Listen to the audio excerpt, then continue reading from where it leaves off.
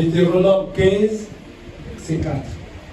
Toutefois, il n'aura point d'indigence chez toi, car l'Éternel te bénira dans le pays que l'Éternel, ton Dieu, te fera posséder en héritage.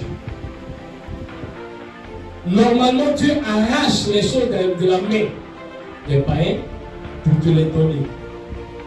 Ou alors quand il te met au milieu des païens, il te fait briller comme une étoile pour que les païens soient étonnés de la grâce qui est sur ta vie. Comment repérer et posséder ton lieu de bénédiction? Il y a des secrets que lorsque tu ne les as pas encore découverts, tu vis comme tout le monde. Les secrets de Dieu sont appelés la révélation. Et la révélation vient de sa parole. Tu peux lire la parole de Dieu. Mais tant que tu n'as pas la révélation qui est derrière la parole de Dieu, tu vas marcher comme un religieux. Amen. Et c'est pour cela nous sonnons les Écritures. Et ici, pour posséder son lieu de son territoire, il y a 8 points. Le premier point, si tu veux que Dieu t'envoie dans ton lieu de bénédiction, premièrement, ce que tu dois faire, il faut d'abord être converti. Donner sa vie à Jésus, ce n'est pas simplement accepter Jésus comme son Seigneur sauveur personnel, mais c'est faire les choses que tu dois faire, comme notre vient de le dire, abandonner le péché et marcher comme Jésus te dit de marcher. Aujourd'hui, on a des chrétiens préparent un pied dedans, un pied dehors. Chrétien, le dimanche, quand il sort du culte, il redevient païen. Et après, on accuse le pasteur. Mais quelle que soit l'église dans laquelle tu vas aller, quelle que soit l'église prospère où tu vas aller, tant que tu ne donnes pas ta vie à Jésus, tu vas stagner. La deuxième chose, il faut honorer ton père et ta mère. Ça, je vais prêcher là-dessus. Tant que tu ne vas pas honorer tes parents, tu te crées un blocage. Parce qu'il y a une malédiction quand tu désobéis à tes parents. Ton père peut être une sorcière, ton père peut être un sorcier. Il faut lui obéir, il faut le respecter. Il faut lui donner l'honneur qu'il faut. Et quand je parle de ton père, je ne parle pas simplement de ton père biologique. Je parle de la personne qui est établie sur toi aussi comme père. Je parle de ton patron au travail. Je parle de la personne chez qui tu vis. Je parle de ton mari. Et quand tu fais cela, tu es débloqué. Dieu peut te révéler, tu peux entendre Dieu, et puis il va te dire, fais ça, va ici, et puis tu vas le faire et tu vas réussir. Troisièmement, il faut honorer les autorités. L'autorité n'a pas forcément besoin que tu l'apprécies. Mais à partir du moment où Dieu l'a placé comme autorité, c'est ton autorité. Ne murmure pas, ne murmure pas, ne l'insulte pas, ne la critique pas. C'est ton autorité. Cela va t'amener à trouver ton territoire. Il faut être fidèle. Si tu es fidèle à Dieu et aux personnes sous qui tu es établi, cela va ouvrir ton esprit et Dieu va t'envoyer dans ta possession. Tu vas posséder tes possessions. Cinquièmement, si tu apprécies le succès des autres, il ne faut pas être jaloux du succès des autres. Parce que lui, il a réussi. Parce que son mariage est une réussite. Moi aussi, il faut que je me marie comme lui. Moi aussi, il faut que j'aille. Et puis, on se jette dans la main d'un démon. Alléluia. Amen. Est-ce que tu me comprends? Il ne faut pas être jaloux du succès de quelqu'un. Il faut être heureux quand quelqu'un réussit. Quand ton frère et ta soeur a réussi, ils sont heureux. Bénis Dieu pour ça. Mais ne murmure pas. Sixièmement, si tu sais être reconnaissant à Dieu, quelle que soit la situation positive ou négative que tu traverses, la Bible dit que toutes choses concourent au bien de ceux qui aiment Dieu. Peut-être ton échec d'aujourd'hui prépare ton succès de demain. Peut-être ton échec d'aujourd'hui va te prendre conscience pour que tu laisses certaines choses. Il fallait cet échec-là pour que tu puisses avancer. Alléluia. Tu peux échouer ton mariage aujourd'hui, mais peut-être que ce n'était pas le bon mariage ou ce n'était pas la bonne attitude dans ce mariage. Alors, ton succès de mariage dépend de ton changement d'attitude et du changement d'obéissance. Rentre dans l'obéissance. Alléluia. Et septièmement, si tu es juste dans tes jugements, il ne faut pas avoir de parti pris. Il ne faut pas avoir de parti pris. Je me rappelle, j'avais un de mes oncles quand on était tout enfant, vous savez les enfants, ils sont innocents. Alors quand nous on était petits, on était chez un oncle, et puis quand on partait, le matin, il vient, il sort de l'argent. Tous les enfants, même ceux qui ne sont pas ses enfants, nous qui sont bien, on tend la main, mais ils sautent. Il donne à ses enfants et puis les autres disent allez-y. Ça, c'est pas bon. Il faut donner à tout le monde. Il faut être juste. Il ne faut pas faire des distinctions. Il ne faut jamais faire des distinctions. Et c'est ça que Dieu va bénir.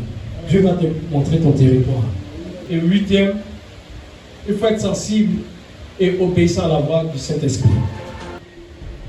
Être fidèle. Être fidèle. Dis à ton voisin, être fidèle. Amen. Luc 16, verset 12 dit ceci. Et si vous n'avez pas été fidèle dans ce qui est à autrui, Dieu vous donnera ce qui est à vous. Être fidèle est un principe qui te permet d'obtenir ton lieu de bénédiction. Si tu veux découvrir ton lieu de bénédiction, sois fidèle. D'abord, la première fidélité vient à Dieu. C'est quoi être fidèle à Dieu? C'est quoi être fidèle à Dieu? Faire de Dieu ton premier choix. Dieu doit être ton premier en toutes choses. J'ai l'habitude de dire que Dieu doit être le principal de ta vie. Quand on dit que quelqu'un est le principal, c'est-à-dire qu'il n'y a pas autre chose. Comme c'est écrit dans Matthieu 6, verset 33, cherchez premièrement le royaume de Dieu et toutes les choses vous seront données par-dessus. Dieu doit être le principal. Le principal de ta vie doit être Dieu. La première chose, le premier, ce n'est pas ton enfant, ce n'est pas ton mari, c'est Dieu. Parce que vous venez au pic du soir, on a d'autres priorités. On a d'autres priorités. C'est ce qui fait. Il faut faire de Dieu ton principal. Il faut attraper Dieu et puis marcher avec lui. Il faut être bête pour Dieu. Ça ne sert à rien de chanter ici, je suis vous pour Jésus, je suis vous pour Jésus. Et puis ton gars t'attend au bureau. On passe à un autre niveau. Être fidèle aux personnes sur qui Dieu t'établit. Pourquoi? Parce que c'est là où Dieu t'a établi. Que ce soit dans le monde ou que ce soit à l'église, c'est là que tu vas apprendre. Si tu veux découvrir ton lieu de bénédiction, sois fidèle aux personnes sur qui tu es établi. Prends la charge qui t'est confiée comme si elle était tienne. On te confie du travail. Par exemple, tu travailles dans une société et tu es bon, je vais prendre le plus bas. Tu es au service d'entretien, un balayeur. Tu travailles dans une société, tu es un balayeur. Et toi-même, tu dis, l'arrière de balayer là même là, c'est quoi même? Mais tu n'avais pas ça. Donc quand on te donne le balai, balai en chantant, balai comme si c'était le dernier travail que tu allais faire. Fais le travail comme si c'était le dernier travail que tu allais faire. Je vais parler aux filles qui sont servantes. Fais ton travail comme si c'était ta propre maison. Si toi tu as envie d'avoir pour toi demain, on te confie quelque chose. Viens au travail tôt. On te confie une petite chose que tu ne peux pas faire. On dit de balayer l'église. C'est une seule personne qui fait. Qu'est-ce qu'il y a de compliqué? Même venir à l'église, c'est un problème. Où est ta fidélité à Dieu? Comment tu prouves ta fidélité à Dieu? Parce que dans l'église, tu es païen. Au diable, tu es païen. Que ça change. Dis à ton voisin, il faut changer. Dis-lui bien, dis-lui, regarde dans ses yeux, pour lui dire, il faut changer. Joseph, dans la Bible, un esclave. Un esclave. Je ne dis même pas un employé de la maison. Il n'avait aucun droit. Mais Potiphar lui a confié sa charge. Il a dit, prends soin de ma maison. Comment il a fait? Il a travaillé. Il a appris la gestion. C'est dans la maison de Potiphar que Joseph a appris la gestion qu'il attendait au trône. C'est là-bas qu'il a appris à gérer. Et il avait la crainte de Dieu. C'est ça qu'on appelle fidélité. Il faisait ça à cause de la crainte de Dieu. Il pouvait cacher un peu d'argent et puis s'enfuir. Mais il a mis son cœur. Il a mis son cœur. Tu as chez ta maman qui fait rien. Tu as chez ton papa qui fait rien. Parler, tu ne peux pas. Maison est sale, ça te dit rien. La vie à cette même. Il y a servante. C'est vrai, il y a servante. Mais même s'il y a servante, Moi, il faut faire. Comme ça, c'est maintenant, c'est là motivé. Tu n'es pas fidèle. Tu n'es pas fidèle. Alléluia. Dans la seconde compagnie où j'étais, je sortais d'une entreprise où j'étais directeur. Est-ce que vous comprenez? La position où j'étais, et puis je suis tombé. Mais je suis tombé, ça cause de quelques infidélités aussi. Quand je suis entré dans la seconde compagnie pétrolière, je suis entré en tant que quoi? Chauffeur. Mes parents même se moquaient de moi. Oui. Ils se moquaient. Oui. C'est lui que je vais. Il est parti à l'université jusqu'à. Il a eu du bon temps. Il est chauffeur. Mais j'étais fidèle à Dieu. Vous savez ce qui va se passer? Il a mes diplômes et tout ça. Alors on doit construire le projet du service logistique de cette compagnie. À qui on donne? À moi. Je suis passé à la table des rois. Et véritablement à la table des rois. Parce que je suis rentré dans l'organe de décision de la compagnie. Chauffeur. À la table des rois. Mon lieu de bénédiction. Sois fidèle. Deuxièmement, il faut être fidèle dans les petites choses. Proverbe 20, verset 6. Beaucoup de gens proclament leur bonté, mais un homme fidèle, qui le trouvera? La fidélité peut se définir comme le fait de conserver en toutes circonstances une constance dans tes engagements. Je répète, la fidélité peut se définir comme le fait de conserver en toutes circonstances une constance dans tes engagements. On dit que quelqu'un est fidèle quand malgré tout le temps il est fidèle dans ses engagements. Si tu as décidé de prier à 10 heures, tu ne dois pas laisser 10 heures passer. À 10 heures, tu dois prier. Si tu as décidé de t'engager dans quelque chose, tu as pris par exemple un engagement à l'église ou bien quelque part, tu dois pouvoir être fidèle dans cet engagement. Si tu as dit à ta femme que tu dois lui être fidèle, alors tu dois lui être comment? Fidèle. C'est pas ça? Quand vous allez à la mairie, est-ce que la mairie c'est l'église? Mais vous jurez d'être fidèle à votre femme. Pourquoi après vous la trompez? Tu n'es pas fidèle. La fidélité, je prends un engagement et puis je suis fidèle. Par exemple, j'ai dit que je vais donner 15 000 pour l'église, tu es fidèle. Tu donnes tes 15 000. Alléluia. Quand tu prends un engagement, Dieu te donne l'argent qu'il faut. Mais c'est toi qui décides où tu as envoyé l'argent. C'est pas ça mon frère. Dieu ouvre. Mais pendant qu'il ouvre, il y a d'autres besoins qui sont là. Il y a d'autres charges même. Maintenant, à toi d'estimer que c'est urgent. Généralement, on préfère dire que mon électricité est urgente. Or, Dieu peut envoyer le courant, l'électricité là, pour te mettre à l'épreuve. Quand tu donnes là-bas, j'ai l'électricité. Il faut être fidèle dans ce que tu t'engages. Beaucoup ne sont pas fidèles. Et ça fait qu'ils ne peuvent pas trouver leur lieu. Ils tournent en rond. Ce n'est pas affaire de prophétie. On peut te dire que tu es élevé, tu es béni, on peut te prêcher n'importe quoi, on peut te prophétiser ce qu'on veut. Et ça peut être vrai.